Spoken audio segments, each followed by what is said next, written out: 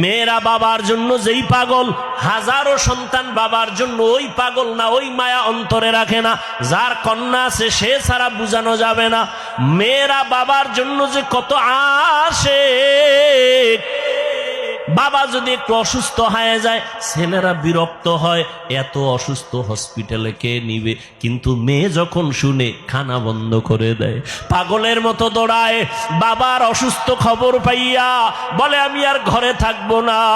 বাবায় কই, বলে হসপিটালে, কয় দৌড়াও।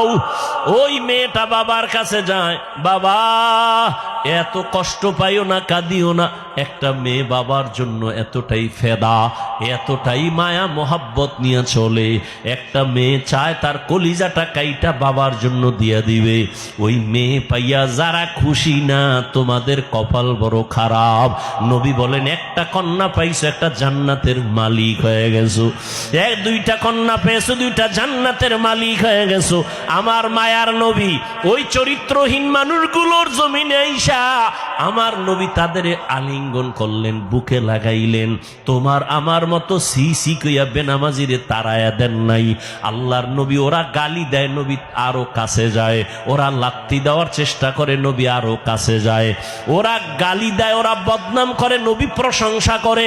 ওরা জবান বন্ধ রাখে, বেজার হয়, নবী বারবার হাসি দেয়, আসো। নবী এমন ভাবে তাদের মোহব্বতের বন্ধনে আবদ্ধ করলেন। মাত্র 13 বছরের ব্যবধানে মক্কার মানুষগুলো এত দামি হয়ে গেল। নবী একটা বেতের বাড়িও দেন নাই, একটা গালিও দেন নাই। নবী চোখ গরম করে কারো দিকে তাকান নাই।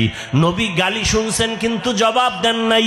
মাত্র 13 বছরের ব্যবধানে এই মক্কার চরিত্রহীন মানুষগুলো এত দামি হয়ে গেল। আল্লাহ জিব্রাইল আমিন রে পাঠায় বলে, যাও লিস্টি দিয়া দিলাম, লিস্টির মধ্যে নাম আছে। নবীকে বলো ঘোষণা দিয়া দেয়, এই লিস্টিতে যাদের নাম আছে সবাই বিনা হিসাবে জান্নাতি। রহমতের নবী অল্প টাইমের ভিতরে মক্কার মানুষগুলোকে জান্নাতি মানুষে পরিণত করে ফেললেন। সুন্দর আখলাক আর ব্যবহার। একদিকে নবী দাওয়াত দেন, অন্যদিকে নবী আল্লাহর কাছে সারা রাত দোয়া করেন, আল্লাহ ওই মানুষটা বুঝে না, হেদায়েতের দরজা খুলে দাও, ওই মানুষগুলো কি দিনের পথে আনো। তায়েফের ময়দানে আমার নবীর আদর্শের দিকে তাকাও। তায়েফের ময়দানে ওই কাফের ওরা সবাই নবীজিরে দেখিয়া ছোট ছোট বাচ্চাগুলোরে লেলিয়ে দিল, বলে পাথর মেরে মক্কার এই পাগলটারে তাড়ায়া দাও। মায়ার নবীরে যখন পাথর মারে বৃষ্টির মতো রক্তগুলো পড়ে পড়ে নবীজির জুতা মুবারক আটকায় গেছে। নবী চোখের পানি ছেড়ে কাঁদে। আল্লাহ সহ্য করতে পারলেন না। ও জিব্রাইল, আমার নবীরে গিয়া বলো এখনই তায়েফের জমিন উল্টায় সব ধ্বংস করে দেই। জিব্রাইল আইসা বলেন, ইয়া রাসূলুল্লাহ, আল্লাহ পাকের হুকুম, আপনি বললে তায়েফের জমিন উল্টায় দিব, সব মেরে ফেলবো। মায়ার নবী কাঁদেন আর বলেন, না না, এদের মারবা না, এরা চিনে না, এরা বুঝে না আমি মুহাম্মদকে। আমার মা নাই, বাবা নাই, আমি বড় ইয়তীম। দুনিয়াতে বাবা বলে ডাকতে পারি নাই। 6 বছরে মা হারায় ফেললাম, আমি বড় অসহায়। তবে এদের মারিও না, একদিন এদের দ্বারা দিনের বড় উপকার হবে। আমার মায়ার নবীকে যতই ওরা গালি দিত, আমার নবী একটা গালিও দেন নাই, জবাবও দেন নাই। নবীর আদর্শ দিয়া মক্কার জমিনটাকে জান্নাতি মানুষ বানায় দিলেন সব। ও আল্লাহর বান্দারা, ওই রহমতের নবী কেমন আদর্শ কায়েম করে দিলেন। যুবকদের নবী বলে গেলেন, যুবকের আমি মুহাম্মদের উপকার করেছে, বুড়ারা আমি মুহাম্মদের বিরোধিতা করেছে। ও যুবক বাবা, কয়দিন আর দুনিয়াতে বাঁচবা?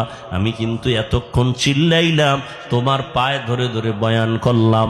কুত্তার মতো সারাটা দেশে ওলামায়ে কেরাম দৌড়ায় আর বয়ান করে, পাও ধরে। ও আল্লাহর বান্দারা, বিনিময়ে তোমরা একটা টাকাও দাও না, বরং গালি দাও, বিরোধিতা করো। এরপর আলেমরা কিন্তু এর গালির জবাবও দেয় না, বরং দেখলে হাসি মুখে সালাম দেয়, মোহব্বতের সাথে বুকে লাগায়। এর একটাই মাত্র কারণ, নববী আদর্শে তারা চলতেছেন, দুনিয়ার মানুষের দিনের পথে ডাকতেছেন। ও যুবক বাবারা, আজকে আমি এই কথা বলি নাই তুমি আজকে আমার মতো পাগড়ি লাগাও, স্কুল কলেজে তালা লাগায় মাদ্রাসায় চলে আসো, না।